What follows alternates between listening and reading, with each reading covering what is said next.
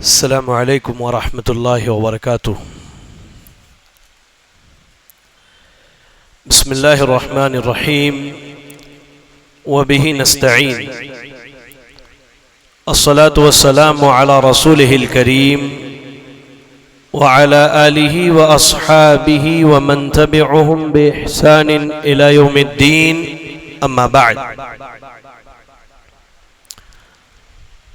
سب سے پہلے تو آپ تمام مصلیان مرد و خواتین کو مسجد امیر و خانم اور اس کے ذمہ داران کی جانب سے رمضان المبارک کی بہت بہت مبارکبادی پیش کرتا ہوں اور دعا کرتا ہوں کہ اللہ تعالی ہم سب کو اس ماہ میں کثرت سے اس کی عبادت کرنے اور اس کو راضی کرنے کی توفیق عطا فرمائے، آمین۔ برادران اسلام، درس کا جو سلسلہ ہے کچھ اس طرح ہے کہ انشاءاللہ روزانہ تراویح کے بعد جو ہے ہم جو قرآن مجید تراویح میں سنتے ہیں مختصر اس کا خلاصہ آپ کے سامنے بیان کیا جائے گا۔ ایک درس روزانہ بعد نماز فجر ہے اور ایک درس جس میں مسئلے مسائل بتائے جائیں گے، سوال جواب کا موقع دیا جائے گا، وہ عصر کی نماز کے بعد ہوگا فقہ و سنہ کا عنوان سے۔ الحمدللہ یہ اللہ تعالیٰ کا فضل ہے، یہ اللہ رب العالمین کا احسان ہے کہ آپ دیکھیں آج ہم نے پہلی تراویح مکمل کی ہے اور اس میں 2 سورتوں کی تلاوت ہوئی۔ کون کون سی سورت؟ سورۃ الفاتحہ اور سورۃ البقرہ۔ سورۃ الفاتحہ یہ قرآن مجید کی بڑی عظیم سورت ہے میرے بھائی، اس طور پر کہ مکے میں مکمل نازل ہونے والی یہ پہلی سورت ہے۔ قرآن مجید کا سلسلہ 23 سال تک جاری تھا، لیکن جو سورت مکمل پہلی مرتبہ نازل ہوئی وہ سورۃ الفاتحہ ہے۔ اگر دیکھا جائے تو احادیث کے اندر سورۃ الفاتحہ کے بے شمار نام ہمیں ملتے ہیں۔ جیسے ایک نام تو ہم الفاتحہ جانتے ہیں جس کے معنی ہوتے ہیں کھولنے والی۔ فاتحہ کے معنی کیا ہوتے ہیں؟ کھولنے والی، یعنی قرآن مجید کی ابتدا اس سے ہوتی ہے، قرآن مجید کو اس سے کھولا جاتا ہے۔ اس کا ایک نام فاتحۃ القرآن ہے، ایک نام ام الکتاب ہے، یعنی پورے قرآن کی ماں اسے کہا گیا ہے، اور ایک نام القرآن العظیم بھی ہے، یعنی پورے قرآن کا نام سورۃ الفاتحہ کو دیا گیا القرآن العظیم۔ کیوں؟ اس لیے کہ کہہ لیجئے کہ سورۃ الفاتحہ جڑ ہے اور قرآن مکمل درخت ہے۔ پورے قرآن کا نچوڑ اللہ تعالی نے سورۃ الفاتحہ کی آیات میں بیان کر دیا ہے۔ اچھا، ایک نام اس کا السبع المثانی ہے، اس کی 7 آیتیں ہیں جو بار بار پڑھی جاتی ہیں، ہر نماز میں ہم پڑھتے ہیں، انشاءاللہ اس پر بات ابھی آئے گی۔ ایک نام اس کا الشفا بھی ہے، کوئی بیمار ہو جائے، چاہے وہ جسمانی طور پر بیمار ہو، روحانی طور پر بیمار ہو، اور وہ سورۃ الفاتحہ کو لازم پکڑ لے تو کہیے کہ اللہ تعالیٰ اسے اس کے ذریعے شفا عطا فرمائے گا۔ اور بھی کئی نام اس کے بیان کیے گئے ہیں۔ سورۃ الفاتحہ کی فضیلت کیا ہے، اس پر میں آپ کو 2-3 باتیں ہی صرف بتلاؤں گا کیونکہ وقت کم ہے، باتیں زیادہ ہیں۔ پہلی چیز کہ یقین جانیے قرآن مجید کی سب سے عظیم سورت اگر کوئی ہے تو سورۃ الفاتحہ ہے۔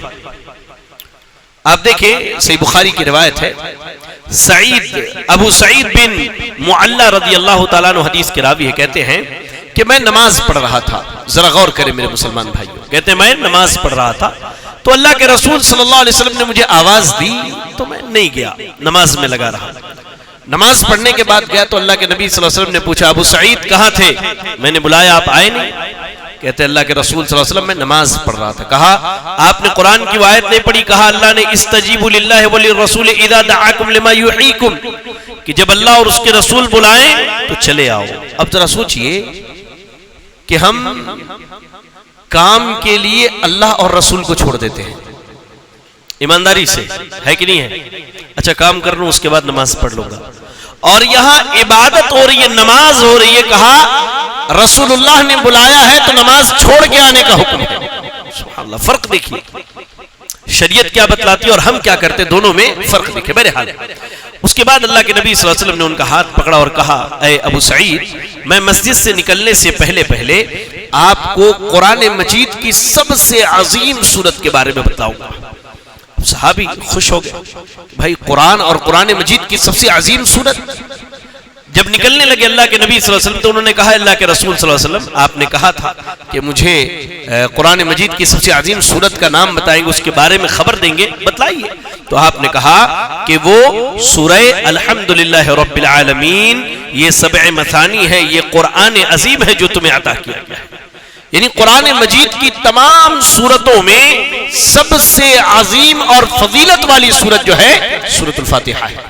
اس کے بعد سورۃ الفاتحہ کہہ لیجئے میرے بھائی، اللہ اکبر، ایک ایسا نور ہے، ایک ایسی روشنی ہے جو اس سے پہلے کسی نبی کو نہیں دی گئی، یعنی کسی امت کو بھی نہیں دی گئی.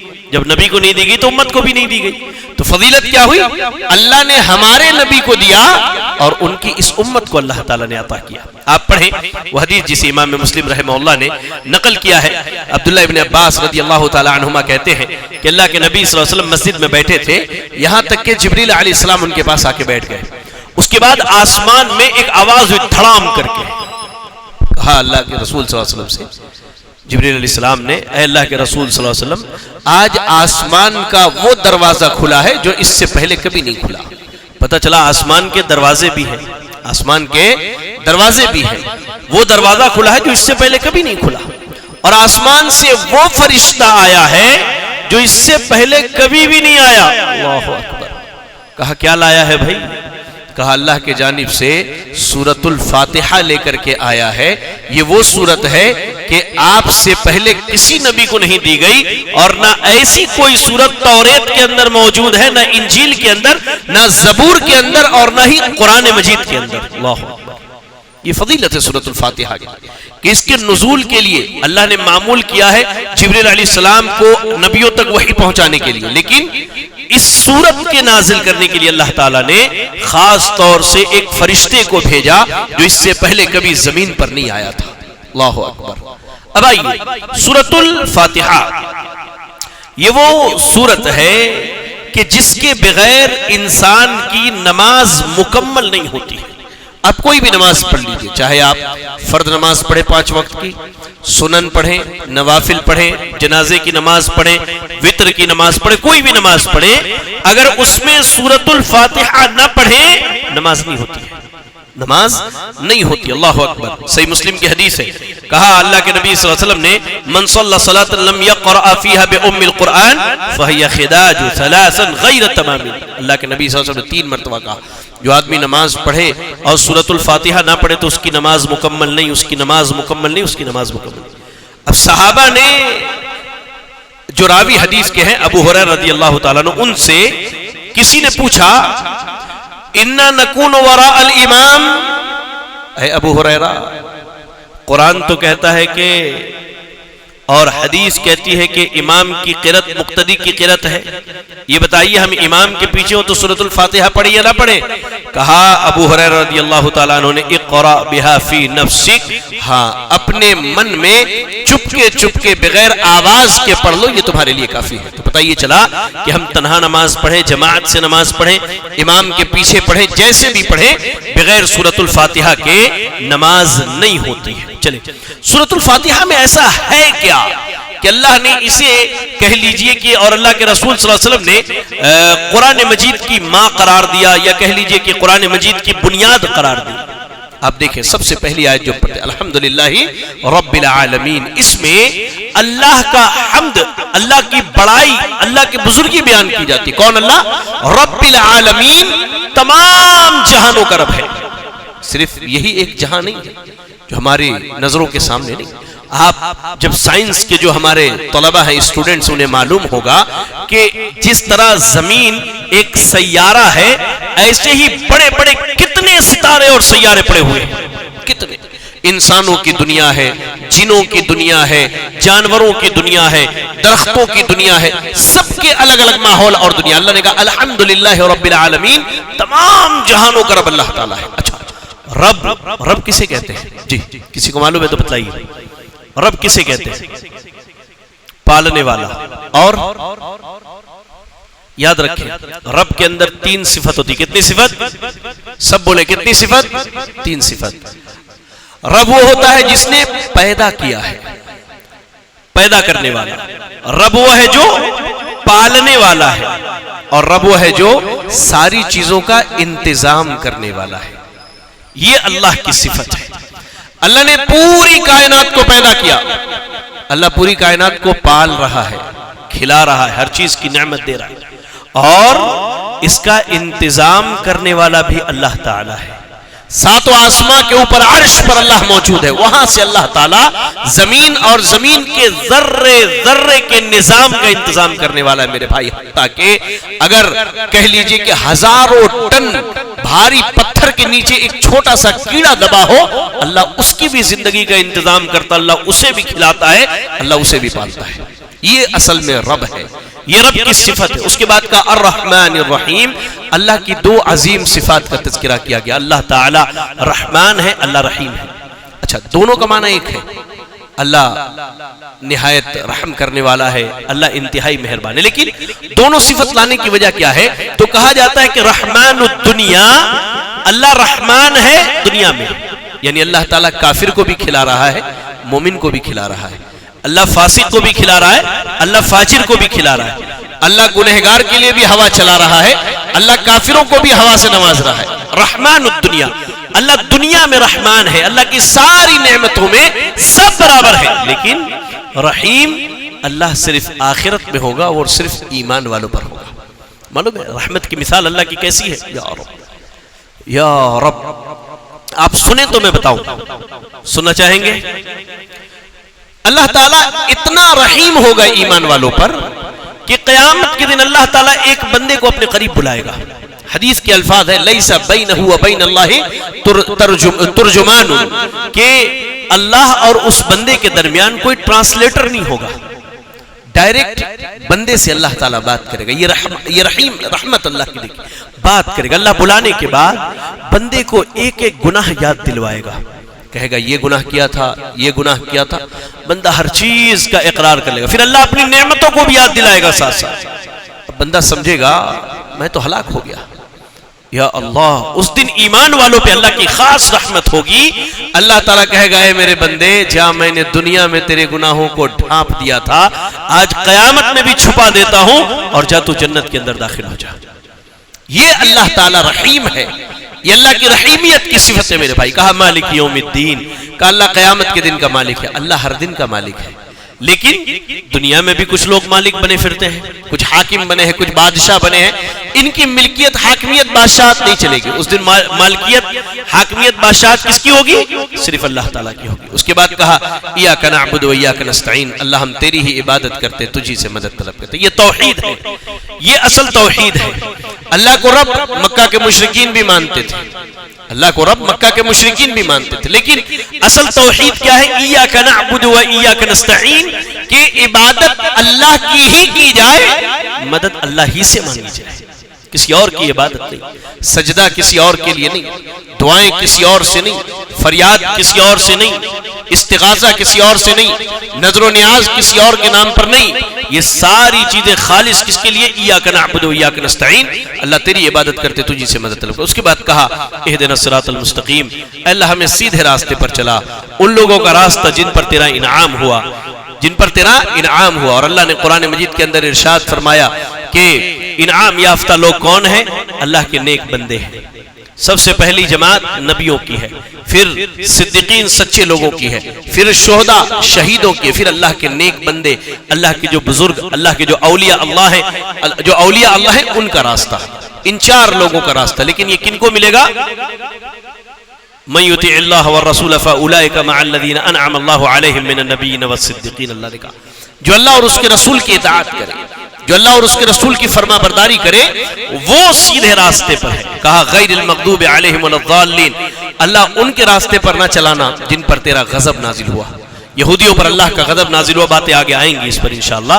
اور کہا کہ گمراہ لوگوں کے راستے پر نہ چلانا، یعنی نصارہ عیسائی جو ہیں علم آنے کے باوجود بھی وہ گمراہ ہو گئے. تو اس سورت کا ایک نام سورت دعا بھی ہے. بندہ اللہ سے دعائیں کرتا ہے اور اللہ کہتا ہے کہ میرے بندے نے جو مانگ لیا میں نے اسے عطا کر دیا. تو یہ مختصر سا تعارف تھا سورت الفاتحہ کا. اس کے بعد الحمدللہ سورت البقرہ مکمل ایک پارہ پڑھا گیا. اللہ کا یہ بہت بڑا احسان ہے کہ ہم نے آج ایک پارہ قرآن سنا ہے. ورنہ دیکھیے ایک عرصہ گزر جاتا ہے ہمارے نوجوانوں کو خاص کر کے قرآن سنے ہوئے، قرآن پڑھے ہوئے. خوشی ہوتی ہے ان چہروں کو دیکھ کر. اللہ سے دعا کرے کہ اللہ ان چہروں کو ایسے ہی تر و تازہ رکھے دنیا اور آخرت میں، آمین. میرے بھائی سورۃ البقرہ کے تعلق سے ایک چیز یاد رکھیں کہ سورۃ البقرہ کی فضیلت بڑی آئی ہے. سورۃ البقرہ کی فضیلت بڑی آئی ہے. سب سے پہلے یہ جان لیں کہ یہ سورت جو ہے کہہ لیجئے کہ اس کا زیادہ تر حصہ مدینے میں نازل ہوا، ہجرت کے بعد نازل ہوا. لیکن اس کی آخری 3 آیتیں جو ہیں اللہ نے نبی صلی اللہ علیہ وسلم کو 7 آسماں کے اوپر بلا کر کے معراج میں دیا تھا. یہ بڑی فضیلت کی بات ہے. انشاءاللہ وہ جب آیتیں آئیں گی تو اس کی تفسیر پر بات کی جائے گی. سب سے پہلی چیز یاد رکھیں، سورۃ البقرہ کا نام سورۃ البقرہ اس لیے ہے کہ اس سورت میں ایک لفظ گزرا ہے بقرہ، جس کے معنی گائے یا بیل کے ہوتے ہیں، گائے یا بیل کے ہوتے ہیں، جس کے نام پر اس سورت کا نام رکھا گیا ہے. اس سورت کی فضیلت کیا ہے؟ سب سے پہلی فضیلت یاد رکھیں، جس گھر میں سورۃ البقرہ کی تلاوت کی جائے شیطان وہاں سے بھاگ جاتا ہے. کہا اللہ کے نبی صلی اللہ علیہ وسلم نے صحیح مسلم کی حدیث ہے لا تجعلوا بیوتکم مقابر، اے لوگوں اپنے گھر کو قبرستان نہ بناؤ. پتہ یہ چلا کہ قبرستان میں قرآن مجید کی تلاوت جائز نہیں ہے. قبرستان میں قرآن مجید کی تلاوت جائز نہیں ہے. ہاں کہا اپنے گھروں کو قبرستان نہ بناؤ، بے شک جس گھر میں سورۃ البقرہ کی تلاوت کی جائے وہاں سے شیطان بھاگ جاتا ہے. یہ پہلی فضیلت. دوسری فضیلت سورۃ البقرہ کی کہ جو آدمی اسے پڑھ لے اسے بڑی برکت حاصل ہوتی ہے. جو آدمی اسے پڑھ لے اسے بڑی برکت حاصل ہوتی ہے. اور جو آدمی یا اللہ سورۃ البقرہ کو چھوڑ دے وہ آدمی بڑا افسوس کرنے والا ہے، یعنی اس کے لیے بڑے نقصان کا سودا ہے. تو پتہ یہ چلا کہ ہمیں اور آپ کو سورۃ البقرہ کی تلاوت کا عادی ہونا چاہیے. صحیح مسلم کی حدیث ہے اللہ کے نبی صلی اللہ علیہ وسلم نے کہا کہ جس نے اس سورت کو پڑھ لیا اس نے برکت حاصل کر لی، اور جس نے اسے چھوڑ دیا وہ آدمی کہہ لیجئے کہ حسرت میں ہے، ندامت میں ہے، شرمندگی میں وہ زندگی گزار رہا ہے. ایسے ہی سورۃ البقرہ کی فضیلت میں ایک چیز یہ بھی ہے کہ اللہ اکبر، سورہ بقرہ اور سورہ آل عمران جو ہے یہ دونوں سورتیں جو ہیں اپنے پڑھنے والوں کے لیے قیامت کے دن سفارش کریں گے. آج ہم سفارشی تلاشتے ہیں، فلاں صاحب میری سفارش کریں گے، فلاں صاحب سے اپنی سفارش کرواؤں گا. جو جائز طریقہ ہے ہم نے اسے چھوڑ دیا ہے، جو جائز طریقہ ہے ہم نے اسے چھوڑ دیا ہے. جائز طریقہ یہ ہے کہ سورۃ البقرہ اور سورہ آل عمران کو لازم پکڑا جائے. کہا اللہ کے نبی صلی اللہ علیہ وسلم نے جو آدمی سورۃ البقرہ اور سورہ آل عمران کی تلاوت کرے تو قیامت کے دن یہ دونوں سورتیں اس کے اوپر سایہ بھی کریں گی اور اس کے حق میں سفارش بھی کریں گی. یا اور سایہ کس دن؟ جس دن اللہ کے عرش کے سائے کے علاوہ کوئی سر چھپانے کی جگہ نہ ہوگی. لیکن وہاں سورۃ البقرہ اور سورہ آل عمران اپنے پڑھنے والوں کے حق میں سفارش کریں گی. اللہ اکبر، سفارش کریں گی. اور یہ دونوں سورتیں اس دن بڑی روشن ہوں گی. بندے کو سایہ نصیب ہوگا ان دونوں سورتوں کا. اللہ اکبر. اس لیے میرے بھائی سورۃ البقرہ کے پڑھنے کا اہتمام کرنا چاہیے. اور ایک بڑا بہترین واقعہ ہے، صحابی ہیں اسید ابن حضیر رضی اللہ تعالی عنہ، بڑے معروف و مشہور صحابی ہیں، اور یہ صحیح بخاری کی روایت ہے. کہتے ہیں کہ ایک رات میں اپنے گھر میں قرآن مجید کی تلاوت کر رہا تھا اور کیا پڑھ رہے تھے؟ سورۃ البقرہ پڑھ رہے تھے. تو اچانک ان کا گھوڑا جو ہے بدکنا شروع کر دیا. خاموش ہو گئے، گھوڑا بھی رک گیا. پھر تھوڑی دیر کے بعد پڑھنا شروع کیا، پھر گھوڑا بے چین ہونے لگا، پھر خاموش ہو گئے. تیسری مرتبہ جب پڑھنے لگے تو گھوڑا کچھ زیادہ ہی بے چین ہوا، تو ان کو ڈر ہوا کہ گھوڑے کے پاس میرا بیٹا سو رہا ہے یحییٰ، اگر میں اسے نہ اٹھاؤں تو شاید گھوڑے کے پیروں کے نیچے آ جائے۔ یہ اٹھ کے گئے، جا کر کے بیٹے کو اٹھانے کے لیے، تو دیکھا آسمان کے اوپر جو ہے ایک سایہ بنا ہوا بالکل روشن نور کی طرح ہے۔ بیٹے کو جیسے گود سے اٹھا کے دوبارہ سر اٹھایا، غائب۔ صبح ہوئی، اللہ کے نبی صلی اللہ علیہ وسلم کے پاس اور کہا اے اللہ کے رسول صلی اللہ علیہ وسلم ایسا ایسا معاملہ ہوا ہے۔ تو اللہ کے نبی نے کہا اے ابن حضیر، آپ کو پڑھتے رہنا چاہیے تھا۔ وہ فرشتے تھے جو سکون، اطمینان، اللہ کی رحمت کو لے کر نازل ہوئے تھے آپ کے سورۃ البقرہ کی تلاوت کرنے پر۔ اگر آپ صبح تک پڑھتے رہتے تو شاید مدینے کے سارے لوگ ان فرشتوں کو دیکھ لیتے جو آپ کے گھر کے اوپر اللہ کی رحمت کو لے کر کے آئے تھے۔ یہ فضیلت ہے سورۃ البقرہ کی میرے بھائی۔ ایسے ہی آج جو آیتیں پڑھی گئیں ان میں ہم انشاءاللہ مختصراً میں آپ کو کچھ باتیں بتلا دوں۔ سب سے پہلی چیز کہ سورۃ البقرہ کی ابتدا میں کہہ لیجئے کہ جو ابتدائی آیتیں ہیں ان میں انسانوں کے 3 قسموں کا تذکرہ کیا گیا ہے۔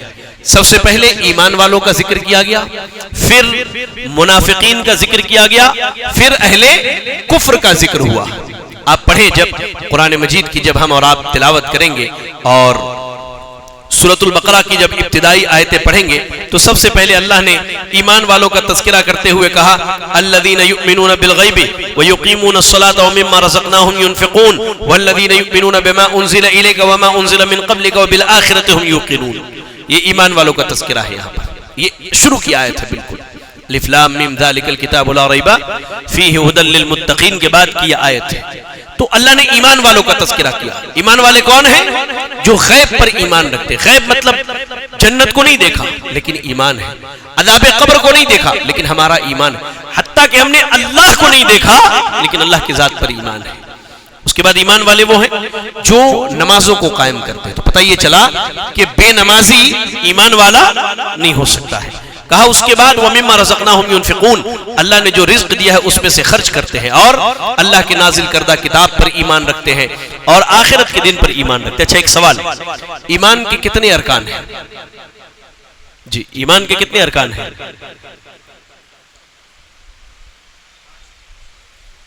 اسلام کے ارکان 5 ہیں، ایمان کے 6 ہیں۔ کتنے ہیں؟ 6 ہیں۔ انشاءاللہ سورۃ البقرہ کی آخری آیتوں کی تفسیر میں یہ بات آئے گی۔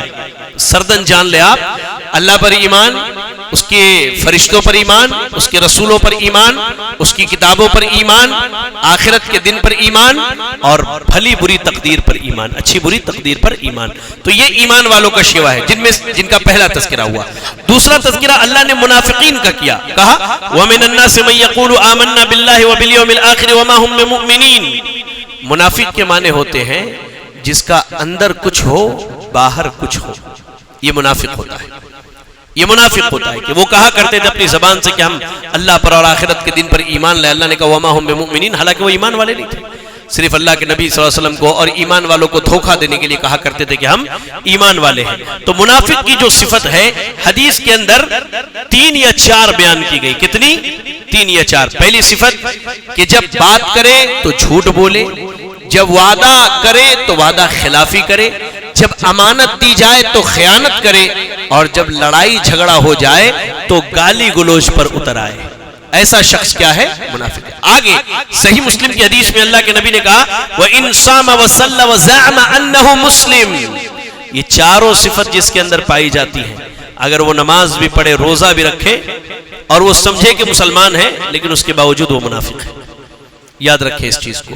تو منافقین کا تذکرہ ہوا کہ جن کا ظاہر کچھ تھا باطن کچھ تھا، اور ان کی علامت حدیث کے اندر 4 بیان کی گئی۔ اس کے بعد اللہ تعالیٰ نے کہہ لیجئے کہ کافروں کا تذکرہ کیا۔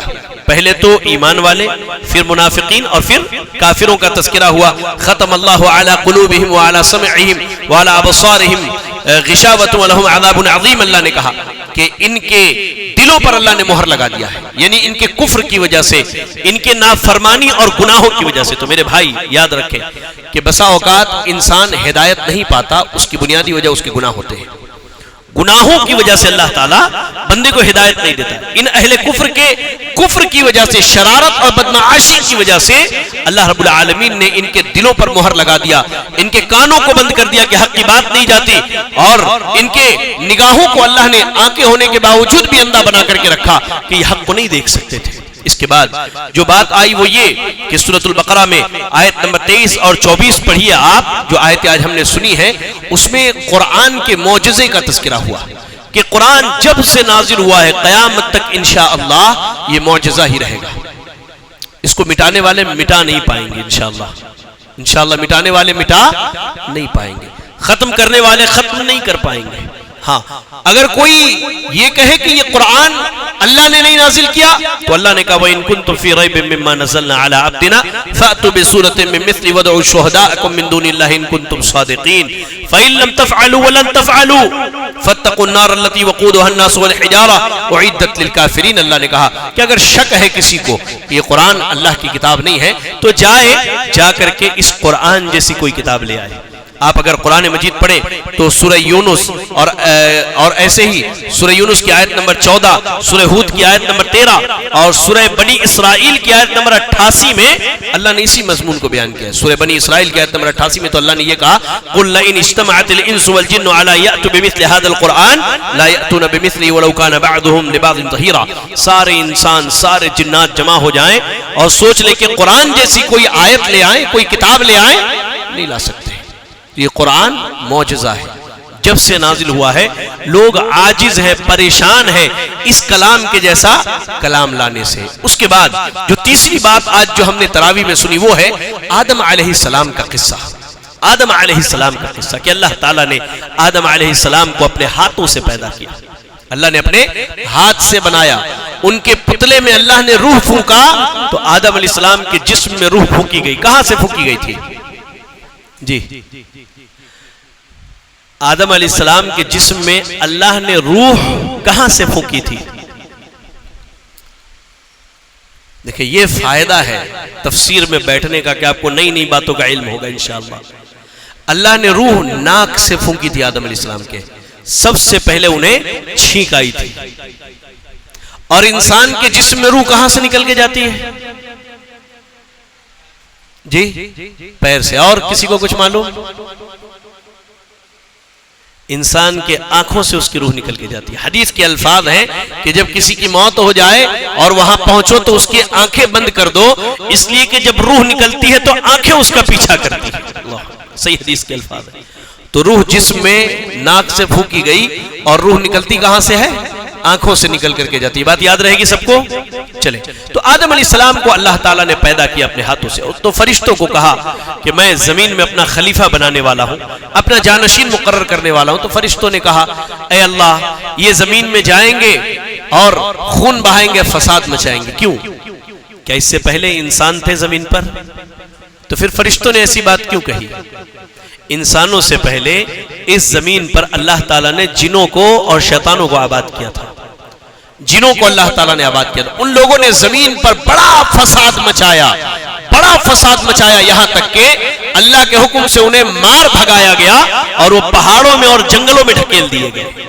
اس کے بعد اللہ نے جب فرشتوں سے کہا کہ انسانوں کو بناؤں گا تو وہی بات ہے کہ اللہ یہ بھی فتنہ فساد مچائیں گے اور خون خرابہ کریں گے. ایسا کیوں؟ تو اللہ تعالیٰ نے کہا انی اعلم ما لا تعلمون، جو میں جانتا ہوں وہ تم نہیں جانتے. پھر اللہ نے آدم علیہ السلام کو ہر چیز کے نام سکھلائے اور کہا فرشتوں کو سجدہ کرو. فرشتوں نے سجدہ کیا سوائے ابلیس کے. کیا ابلیس فرشتوں میں سے تھا؟ نہیں. اللہ نے اس کی عزت اور تکریم کے لیے اسے فرشتوں کے صف میں رکھا تھا، ورنہ وہ فرشتوں میں سے نہیں تھا. اس نے سجدہ نہیں کیا، تکبر کیا، کہا انا خیر منہ، اللہ میں آدم سے بہتر ہوں. اسے مٹی سے بنایا اور مجھے آگ سے پیدا کیا، میں کیوں سجدہ کروں آدم؟ سجدہ نہیں کیا اس نے. تو اللہ تعالیٰ نے آدم علیہ السلام کو جنت کے اندر آباد کر دیا اور شیطان کو کہا کہ تم ملعون ہے، تم مردود ہے قیامت تک اور تیرا ٹھکانہ جہنم ہے.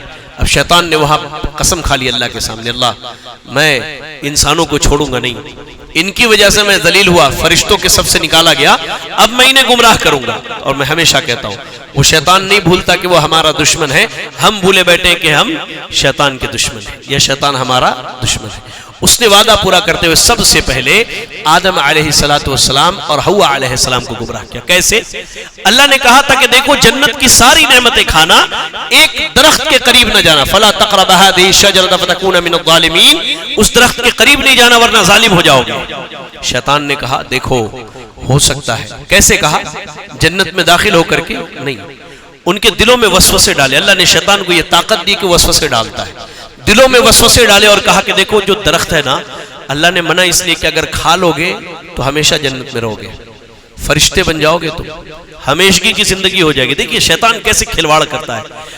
حق کو باطل کو اتنا سجا کے پیش کیا، اتنا سجایا کہ آدم اور ان کی بیوی نے سمجھا کہ واقعی یہ سچ بول رہا ہے، کھا لیے تو فرشتے ہو جاتے ہیں. درخت کا پھل کھایا، جسم کے کپڑے اتر گئے. جنت کے پتوں سے اپنے جسم کو چھپانے لگے تو اللہ تعالیٰ ناراض ہوا اور اللہ نے کہا قُلْنَا اهْبِطُوا مِنْهَا جَمِيعًا فَإِمَّا يَأْتِيَنَّكُم مِّنِّي هُدًى. نکلو جنت سے، جاؤ زمین میں آباد ہو جاؤ، تمہارے پاس میری ہدایت آتی رہے گی. اللہ اکبر، اللہ اکبر. وہاں سے زمین میں آباد کر دی گا. اچھا ایک سوال ہے، اللہ چاہتا تو آدم علیہ السلام کو دنیا میں ہی آباد کر دیتا. اللہ نے پہلے جنت میں کیوں رکھا؟ آزمائش کے لیے. اور جی یا رب یا سلام، یہ ہوئی بات. انسانوں کو معلوم ہونا چاہیے کہ ہمارا اصلی ٹھکانہ جنت ہے. دنیا میں رہ کر شیطان کے چالوں میں پھنس کر کے جہنم کی راہ اختیار نہ کرے بلکہ اپنے لیے جنت کی راہ اختیار کرے. ایسے ہی آج کی تراویح میں ہم نے جو پڑھی ان میں ایک چیز یہ آئی کہ بنی اسرائیل جو ہم سے پہلی قوم گزری ہے، یہود و نصارہ کی قوم جو ہے، اللہ تعالیٰ نے انہیں بہت ساری نعمتیں دی. اللہ نے کہا یا بنی اسرائیل اذکروا نعمتی التی انعمت علیکم واوفوا بعہدی اوفی بعہدکم وایایا فارہبون. اللہ نے کہا یا بنی اسرائیل اذکروا نعمتی التی انعمت علیکم وانی فضلتکم علی العالمین. اللہ نے پوری دنیا میں ان کو سب سے زیادہ عزت دی تھی، لیکن ان لوگوں نے اللہ کی نافرمانی کی، اللہ کی نافرمانی کی، گناہ پر گناہ کرتے رہے. اللہ کا ڈر ان کے دلوں سے نکل گیا، نبی کو جھٹلایا، ان کی تعلیمات کا انکار کیا، تو اللہ نے رہتی دنیا تک کے لیے ان لوگوں کو نشان عبرت بنا دیا. اللہ نے ہمیں یہ بات اس لیے بتلائی کہ آج اللہ نے ہمیں بھی عزت دی ہے، اللہ نے ہمیں بھی شرف دیا. خیر امت کے لقب سے اللہ نے نوازا، کنتم خیر امہ، سب سے بہترین امت ہمیں. لیکن اگر ہم بنی اسرائیل کی راہ پر چلیں، ان کے راستے پر چلیں، گناہ کرنے لگے، نبی کی تعلیمات کو جھٹلانے لگے، اللہ کی نافرمانیاں کرنے لگے، تو اللہ تعالیٰ نے جیسے ان لوگوں کو ذلیل کیا اسی دنیا میں شاید ذلت ہماری بھی مقدر میں لکھ دیا جائے. ایسے ہی اللہ آج کی تراویح میں جو ہم نے آیتیں سنی ان میں ایک بڑی بہترین چیز جادو کے تعلق سے آئی. آپ کو معلوم ہے یہودیوں کا اتنا بڑا جرم تھا کہ یہ لوگ سلیمان علیہ السلام پر تہمت لگانے لگے کہ سلیمان علیہ السلام کی جو اتنی بڑی حکومت ہے وہ جادو کے ذریعہ ہے. اور یہ کہا کرتے تھے کہ سلیمان کے پاس ایک کتاب ہے جس میں جادوی کلمات لکھے ہوئے ہیں اور انہوں نے اپنے تخت کے نیچے دبا کے رکھا ہے جس کے زور پر وہ حکومت کرتے. تو اللہ تعالیٰ نے یہودیوں کے ان نظریات کو، ان عقائد کو باطل قرار دیا امت محمدیہ کے ذریعہ. ہم نے بتایا ان کو کہ نہیں بھائی، سلیمان علیہ السلام کو تو حکومت اللہ نے دی تھی، بادشاہت سے اللہ نے نوازا تھا، جادو نہیں تھا. حتیٰ کہ عراق کا مشہور شہر تھا بابل عراق کا مشہور شہر تھا، وہاں جادو کا بڑا زور تھا. اللہ نے 2 فرشتے بھیجے. کیوں؟ لوگوں کو بتانے کے لیے کہ جادو الگ چیز ہے اور معجزہ الگ چیز ہے. وہ کیا سمجھتے تھے؟ ہر جادوگر کو وہ بہت بڑا ولی اللہ سمجھتے تھے، وہ اللہ کا بڑا نیک بندہ سمجھتے تھے. کہتے کہ نہیں یہ بہت پہنچا ہوا ہے. تو اللہ نے 2 فرشتوں کو بھیجا، ایک کا نام ہاروت اور ایک کا نام ماروت تھا. ہاروت اور ماروت، ان 2 فرشتوں کو اللہ نے انسانی شکل میں بھیجا اور یہ دونوں آنے کے بعد لوگوں کو کہتے تھے کہ دیکھو اللہ نے ہمیں آزمائش کے طور پر بھیجا ہے، لہذا تم جان لو جادو نہ سیکھنا. جس کو بھی سکھاتے یا بتلاتے ان کے سامنے جادو کا اور معجزے کا فرق بتلاتے تو کہہ لیجئے کہ وہ بتا دیتے تھے کہ یہ جادو ہے اور یہ کفر ہے، یہ حرام ہے. یہ جادو ہے، کفر ہے اور یہ حرام ہے. اللہ اکبر. لیکن اس کے باوجود لوگ سیکھتے تھے. لوگ کیا کرتے تھے؟ فرق سمجھنے کے بجائے جادو سیکھ لیا کرتے تھے. تو اللہ تعالیٰ نے عقیدے کی اصلاح کرتے ہوئے کہا وَمَا هُمْ بِضَارِّينَ بِهِ مِنْ أَحَدٍ إِلَّا بِإِذْنِ اللَّهِ. یاد رکھو جادو کا اثر بھی اللہ کی مرضی سے ہوتا ہے. اس میں جادوگر کا کوئی کمال نہیں ہے، جادو کرنے والے کا کوئی کمال نہیں ہے۔ عقیدہ بنا لو کہ نفع نقصان کا مالک اللہ تعالیٰ ہے۔ ایک جادوگر اتنا ہی نقصان پہنچائے گا جتنا اللہ نے تقدیر میں لکھی، اور ایک جادوگر اتنا ہی فائدہ پہنچائے گا جتنا اللہ نے تقدیر میں لکھا ہے۔ اس میں جادو اور جادوگر کا کوئی دخل نہیں ہے۔ وَمَا هُمْ بِضَارِّينَ بِهِ مِنْ أَحَدٍ إِلَّا بِإِذْنِ اللَّهِ، سورۃ البقرہ آیت نمبر 102 میں اللہ نے کہا کہ یہ سب جو ہے یہ اللہ رب العالمین کی مرضی سے ہے، بغیر اللہ کی اجازت کے کچھ نہیں ہوتا۔ نہ کوئی جادوگر نقصان پہنچا سکتا ہے، نہ کوئی دوا ہمیں فائدہ پہنچا سکتی ہے۔ ایسے ہی آج کی تراویح میں جو ہم نے پڑھا اس میں ایک چیز ابراہیم علیہ السلام کا قصہ بیان کیا گیا۔ یا رب، ابراہیم علیہ السلام اور خانہ کعبہ کی تعمیر کا ذکر ہوا۔ اللہ تعالیٰ نے خانہ کعبہ کی تعمیر کا ذکر کیا۔ حافظ صاحب نے وہ آیتیں پڑھی، اللہ نے کہا وَإِذْ يَرْفَعُ إِبْرَاهِيمُ الْقَوَاعِدَ مِنَ الْبَيْتِ وَإِسْمَاعِيلُ رَبَّنَا تَقَبَّلْ مِنَّا إِنَّكَ أَنْتَ السَّمِيعُ الْعَلِيمُ۔ اللہ سے دعا کرتے ہیں کب؟ خانہ کعبہ کی دیوار اٹھاتے ہیں۔ عمرے پہ کون کون گیا ہے؟ حج پر کون کون گیا ہے؟ خانہ کعبہ کے سامنے ایک پیتل کے بہت بڑے کہہ لیجئے جال نما ہے یا جالی بنی ہوئی ہے، جس میں ایک پتھر رکھا جس پر ابراہیم علیہ السلام کے قدموں کے نشان ہے۔ وہ اسی پتھر پر کھڑے ہو کر کے خانہ کعبہ کی تعمیر کر رہے تھے، اور جب دیواریں اونچی ہوئی تو وہ پتھر ان کو لے کر کے ہوا میں اٹھ جاتا تھا۔ اللہ نے کہا کہ ابراہیم اور اسماعیل علیہ السلام یہ خانہ کعبہ کی دیوار اٹھاتے جاتے اور اللہ رب العالمین سے دعا کر رہے تھے، کیا؟ ربنا تقبل منا انک انت السمیع العلیم، اے اللہ تو ہماری اس محنت اور کوشش کو قبول کر لینا۔ پتہ یہ چلا کہ رمضان کے روزے رکھیں، تراویح پڑھیں، قرآن کی تلاوت کریں تو ساتھ ساتھ دعا بھی کریں کہ اللہ ان عبادتوں کو قبول فرما لے۔ ابراہیم علیہ السلام نے جو دعائیں کی اس میں ایک عظیم دعا ہم لوگوں کے تعلق سے بھی ہے، وہ کیا ہے؟ اللہ سے دعا کی انہوں نے ربنا وابعث فیہم رسولا من انفسہم یتلو علیہم آیاتک وَيُعَلِّمُهُمُ الْكِتَابَ وَالْحِكْمَةَ۔ اللہ اکبر، اللہ کے نبی صلی اللہ علیہ وسلم کی ابراہیم علیہ السلام نے دعا کی، اے اللہ تو انہی میں سے ایک رسول بھیجنا جو ان پر تیری آیتیں پڑھے، تیری کتاب پڑھ کے سنائے، علم و حکمت کی بات بتائے اور ان کا تزکیہ کرے، انہیں گناہوں سے پاک کرے۔ تو ابراہیم علیہ السلام نے جو دعا کی تھی خاص نبی صلی اللہ علیہ وسلم کے لیے دعا کی تھی۔ اور آپ کو معلوم ہے یہودی کیوں نہیں ایمان لاتے نبی صلی اللہ علیہ وسلم پہ؟ یہودیوں کا یہ عقیدہ تھا کہ آخری نبی اسحاق علیہ السلام کے خاندان میں سے ہوں گے، آخری نبی جو آئیں گے اسحاق علیہ السلام کے خاندان میں سے، اور آخری نبی محمد رسول اللہ صلی اللہ علیہ وسلم اسماعیل علیہ السلام کے خاندان میں سے۔ ابراہیم علیہ السلام نے دعا کی باضابطہ، اسی حسد اور جلن کی بنیاد پر وہ ایمان نہیں لاتے تھے، اسی حسد اور جلن کی بنیاد پر وہ ایمان نہیں لائے۔ تو ابراہیم علیہ السلام نے اللہ رب العالمین سے بہت ساری دعائیں کی، جن میں ایک خاص دعا جو میں نے آپ کو بتلائی وہ یہ کہ اللہ کے رسول صلی اللہ علیہ وسلم کے لیے انہوں نے دعا کی، تو اللہ نے ان کی دعا کی برکت سے جناب محمد رسول اللہ صلی اللہ علیہ وسلم کو ہمارے درمیان مبعوث فرمایا۔ ایسے ہی آج کی تراویح میں جو آیتیں پڑھی گئی ان میں ایک اہم آیت یہ بھی تھی کہ وَمَنْ أَظْلَمُ مِمَّنْ مَنَعَ مَسَاجِدَ اللَّهِ أَن يُذْكَرَ فِيهَا اسْمُهُ وَسَعَى فِي خَرَابِهَا، آیت نمبر 114، کہ اس سے بڑا ظالم کون ہوگا جو لوگوں کو اللہ کے گھر سے روکے۔ یہ آیت نمبر 113 اگر آپ پڑھیں تو اس میں اللہ تعالیٰ نے یہودیوں کا ذکر کیا ہے، اللہ نے عیسائیوں کا ذکر کیا ہے، اور اللہ نے مشرکین مکہ کا ذکر کیا ہے، اور اس کے بعد اللہ نے کہا کہ اس سے بڑا ظالم کون ہوگا جو اللہ کے گھر سے روکے۔ تو آپ کو معلوم ہونا چاہیے کہ سب سے پہلے اللہ کے گھر سے اگر کسی نے روکا تو عیسائیوں نے۔ ان لوگوں نے ایک دور تھا جب ایک حاکم تھا ان کا طیطوس، اس کے زمانے میں ان لوگوں نے بیت المقدس پر حملہ کیا تھا اور بیت المقدس کو ایک دم تباہ و برباد کر کے رکھ دیا ان لوگوں نے۔ اس کے بعد مکہ کے مشرکین نبی صلی اللہ علیہ وسلم کو، اہل ایمان کو عبادت کرنے نہیں دیتے تھے بیت اللہ کے اندر، اور آپ ایسے ہی دیکھیں یہودیوں کو، انہوں نے بیت اللہ کو اپنا قبلہ نہیں مانا، بیت اللہ کو اپنا قبلہ نہیں مانا، لوگوں کو اس سے نفرت دلائی۔ تو اللہ نے کہا کہ اس سے بڑا ظالم کون ہوگا جو اللہ کے گھر سے لوگوں کو روکے کہ اللہ کے گھر میں اللہ کا ذکر نہ کیا جائے۔ اللہ کا ذکر نہ کیا جائے اور مسجد کو تباہ کرنے کے در پر ہو جائے. آج بھی جو لوگ مساجد سے دشمنی رکھتے ہیں، مساجد کو توڑتے اور مسمار کرتے، اللہ کے اس قول کے مطابق سب سے بڑے ظالم وہ ہیں. اور ایک آخری بات یہ کہ آج کی تراویح میں جو آیتیں پڑھی گئی ان میں ایک بڑی بہترین آیت سورۃ البقرہ کی آیت نمبر 137 کی تلاوت کی گئی، جس میں اللہ رب العالمین نے ایمان والوں کو حکم دیتے ہوئے کہا کہ فَإِنْ آمَنُوا بِمِثْلِ مَا آمَنْتُمْ بِهِ فَقَدِ اهْتَدَوْا وَإِنْ تَوَلَّوْا فَإِنَّمَا هُمْ فِي شِقَاقٍ. کہ ایمان اگر لانا ہے تو صحابہ کی طرح ایمان لاؤ. صحابہ کے ایمان کو اللہ نے میزان بنایا، معیار قرار دیا اور کہا ایسا ایمان ہے تو تم ہدایت پر ہو، ورنہ تمہارے آپس میں اختلاف ہوں گے. اور فَسَيَكْفِيكَهُمُ اللَّهُ وَهُوَ السَّمِيعُ الْعَلِيمُ.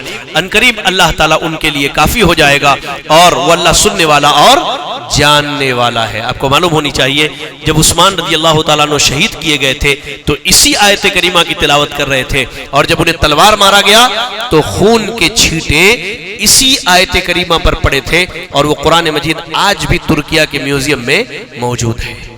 بہرحال تو یہ کچھ مختصر ٹوٹی پھوٹی باتیں تھی آج کی تراویح کے تعلق سے جو تھوڑی لمبی ہو گئی.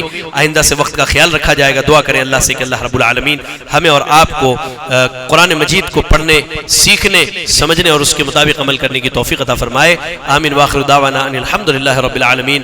جزاکم اللہ خیرا. السلام علیکم ورحمۃ اللہ وبرکاتہ.